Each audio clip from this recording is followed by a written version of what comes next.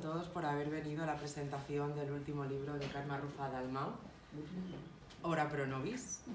Quisiera decir que esta presentación va a realizarse en castellano, en deferencia a muchísimas personas que han venido desde fuera y han recorrido muchísimos kilómetros por estar aquí.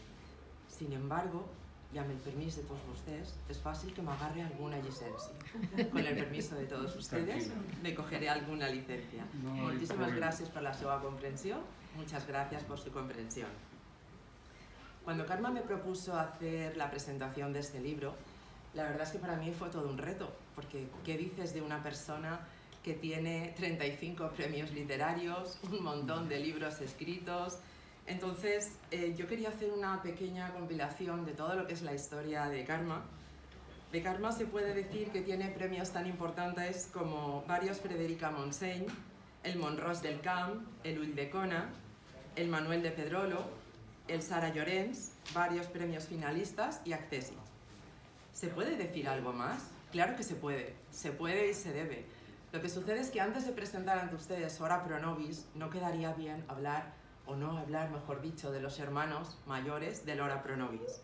Tenemos el concierto para Rudolf Ryder, tenemos el Enigma de la Montaña Santa, el Misteri en el Coscat, la Torre de les Hores, o no, Relatos desde el Abismo, Dioses y Mendigos y el Fausto y la Bruja y la Fórmula para no morir. Carme, ¿qué lugar ocupan todos y cada uno de tus libros en tu corazón? Bueno, buenos días.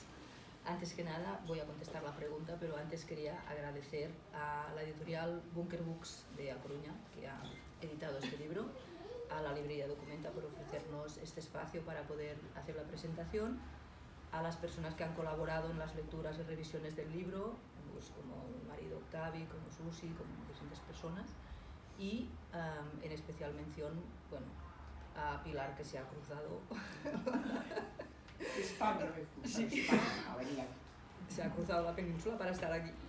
Bueno, y muchas gracias a todos vosotros por estar aquí en este momento.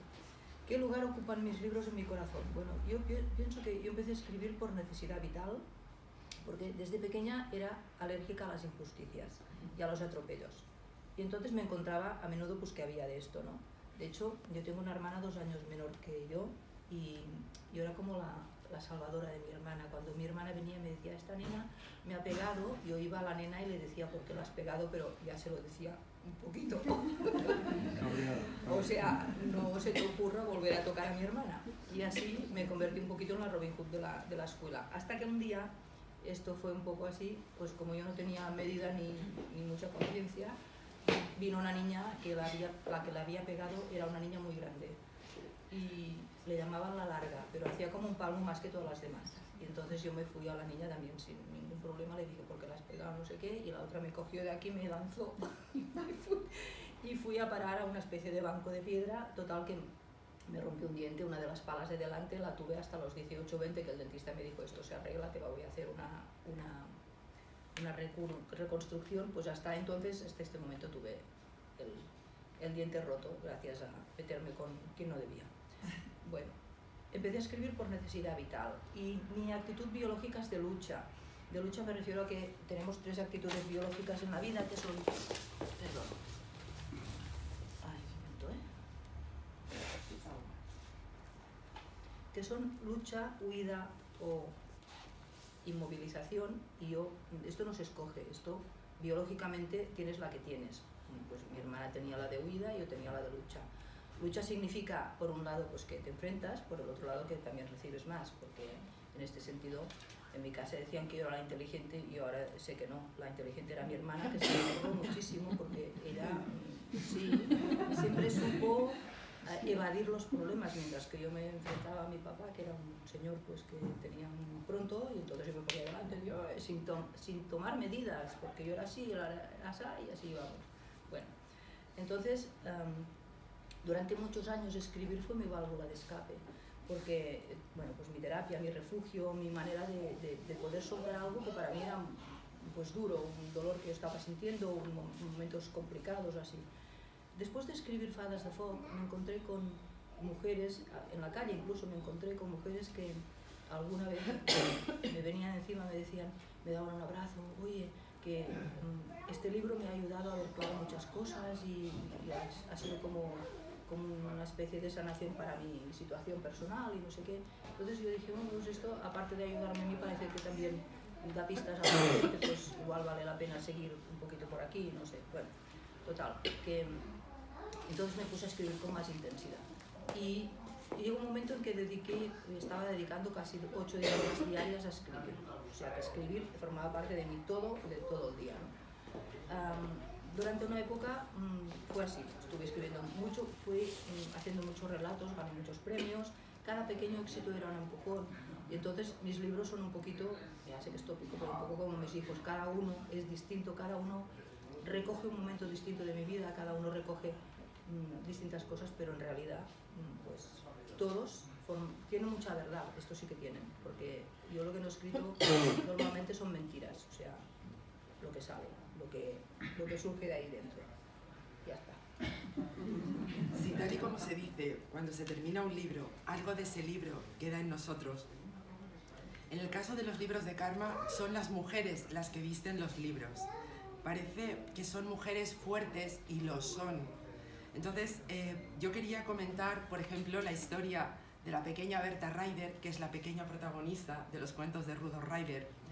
O también podemos conocer a una vivaz estudiante que todos los días nos deleita con una aventura en qué pasará en un andén a las 7:03 de la mañana, o la sensibilidad de Magda montando a un caballo llamado Tatanka. Y no podíamos olvidarnos de Irene y su aprendizaje por la vida, y sobre todo el espíritu de aventura de Natalia en los retos que le va planteando la vida, cogida de la mano de Fausto y de Goethe. Karma, ¿qué hay de ti en todas tus mujeres y qué te han aportado ellas? Ellas son las que yo soy, las que yo quisiera ser y las que yo no quisiera ser nunca, pero que a veces he sido. Entonces son todas, creo que están todas por ahí. Tienen mucho de mí, no son superheroínas, son mujeres normales, son mujeres que en su día a día se caen, que después cuando tienen la energía suficiente se vuelven a levantar, se vuelven a poner en pie. Yo siempre he tenido la sensación de que en mi vida me ha acompañado el mito de Sísifo, es como si fuera yo la reencarnación de este mito, ¿no? Siempre he tenido esta sensación. Coges la bola, la piedra, venga para arriba, montaña para arriba, llegas arriba, la piedra se cae, vuelves a bajar, vuelves a subir. Y esta sensación me ha acompañado siempre, decir, pero ¿alguna vez se va a quedar arriba la montaña o vamos toda la vida haciendo lo mismo? Pero pues es un poco esto, ¿no? Entonces, en todo esto yo lo que ha pasado es que he ido, por ejemplo, Natalia, la del tren de las 7:03, era yo en una época de mi vida, que yo tomaba el tren en Manresa, yo vivía en Reyes, tomaba el tren en Manresa, me iba a Barcelona para estudiar filosofía. Entonces, tomaba el tren de las 7:03. Este tren pasaba esto, pues que a veces el tren no salía, porque los maquinistas que estaban de la hora de 7 a 8 no se les pagaba la hora extra y no salía el tren hasta las 8. A las 8 a mí me habían morido la primera clase, o sea, yo ya no llegaba a tiempo a la universidad. Entonces yo tenía el coche aparcado fuera y a veces pues me iba con el coche y bueno. Pero empecé a hacer reclamaciones a la Renfe y las primeras eran normales. El tren no sale, no sé qué, tal. Pero poco a poco pensé, esto es muy aburrido y empecé a dar reclamaciones pues literarias, algunas más poéticas, otras con acrósticos, cada una era distinta, pero le iba haciendo las reclamaciones.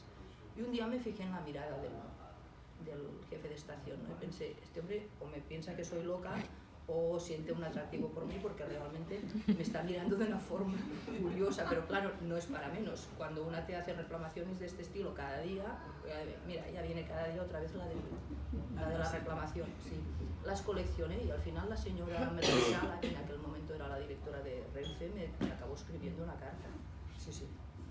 Bueno, total, que yo, el tren de las 7:03 y yo tuvimos una historia muy completa. Entonces, esto está ahí, o sea, está en el cuento de las 7:03, el tren de las 7:03, que forma parte de, no sé, este no está aquí, sí. de Rudolf Ryder. Rudolf Ryder. Ah, sí. Vale, pues está ahí. O sea que, sí, todas están ahí, o sea que cada una es un momento mío. Karma, ¿dónde buscas la inspiración para luego llevarla a tus páginas? Bueno, yo veo situaciones en la vida que me tocan, por mal o por bien, que me gustan, me emocionan, me sacuden, etcétera, mías o de otras personas. No siempre son mías, muchas veces son de otras personas. Y a veces incluso ha actuado muy fuerte la ley del espejo. En este caso recuerdo un cuento que se llama Colas con tomates, que, ¿te suena? Colas con tomates. Estaba yo en la cola del supermercado, mira qué cosa más tonta, y estaba ahí en la cola y delante mío había una señora con el carro muy lleno, después venía yo y llegó un señor mayor con una bolsita de tomates y me dijo si podía pasar, y le dije, sí, es que me he olvidado los tomates. Y le digo, sí, pase. Y le preguntó a la otra si podía pasar y le dijo que no, que se hiciera la cola, que no sé qué. Y entonces vi la situación, y la situación fue, porque no le deja pasar por esto, ¿no? Pero a la vez me di cuenta que yo alguna vez había sido ella, me había dicho a alguien que no. Si tienes un mal día, pues dices que no. Total, que después, como yo estaba después del señor, porque lo había dejado pasar, me di cuenta de cómo este hombre realmente, cuando pasó con su bolsa de tomates, allí fuera estaba la señora con el carro lleno, que le estaba esperando, o sea que realmente era verdad que no se estaba colando así por la cara, ¿no? Entonces, esto es aquel momento que te quedas con la reflexión, pues, a ver, yo hoy le he dejado pasar, pero otros días no, o sea, yo también soy ella. Entonces, la miré de arriba abajo y dije, bueno, y a partir de ahí hizo el cuento de las dos situaciones, cuando el día que te encuentras ahí, el día que te encuentras en el otro lado, ¿no? O sea que, en el fondo, pasa esto, o sea que si miras, está lleno de situaciones no tuyas y de otras personas, pero que te hacen reflexionar. O sea, a mí escribir me ayuda a analizar, a reflexionar, a conocerme más, a darme cuenta de todo esto.